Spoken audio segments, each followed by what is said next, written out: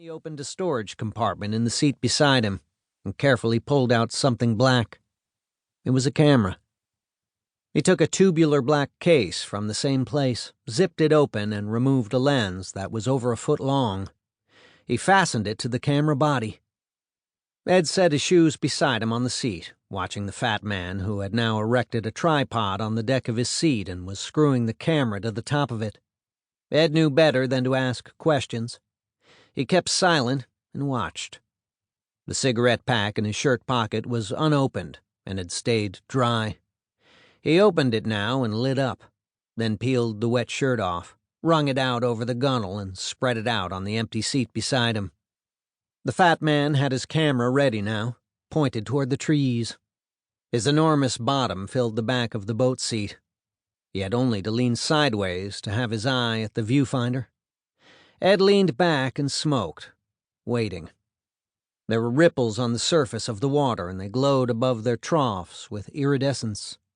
Water lapped quietly against the side of the boat. Abruptly, there was a movement at the edge of the trees, and 3 tall pink birds came walking toward them, like apparitions. The fat man leaned over, and his camera began to click. The birds were astonishing. Ed had never seen anything like them. They walked gravely to the water's edge, looked to the right and the left.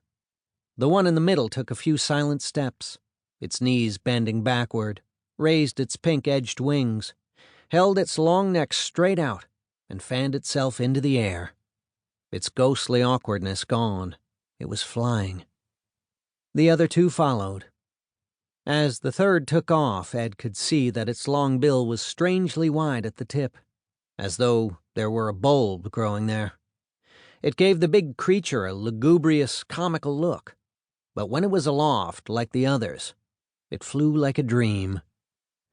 The birds circled the island once and then flew away to the left, lazily and silently, their necks extended straight out from their bodies, like experimental aircraft.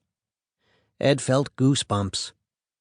The fat man kept taking pictures, following them until they were out of sight. When they were gone, he leaned against his seat, laying a huge arm across the back of it.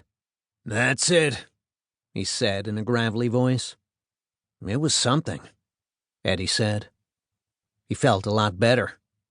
Before the birds had appeared, he was beginning to feel hustled.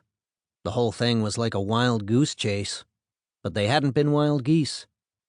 "Herons?" he said. "Roseates."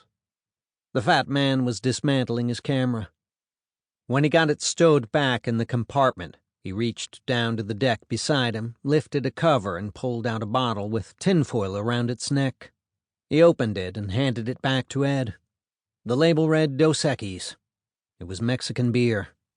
"Thanks," Eddie said, and the man grunted. "Roseate spoonbills." He reached down to a small green bottle and opened it. Perrier.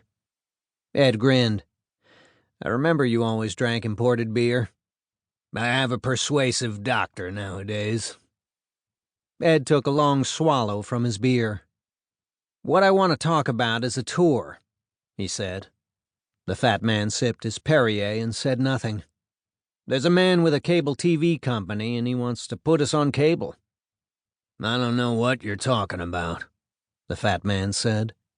"He wants us to go around the country playing each other while he films it for cable TV. It might go on Wide World of Sports." "ESPN? Home box office?" "Mid-American." "What's Mid-American? Where's the main office?" Ed took another swallow of his beer. "Lexington, Kentucky. It's where I live now." Fats said nothing. He began dismantling his tripod. "I want to get back before dark." Going back, he went more slowly, seated behind the wheel. The water had turned dark and was as smooth as gelatin. It looked as if you could walk on it. The sun was behind them now. Ed took off his dark glasses. They moved toward shore, passing the mangrove islands for several minutes before the fat man spoke. "I haven't heard your name for 15 years, he said. "I've been running a pool room." "A waste," the fat man said. It looked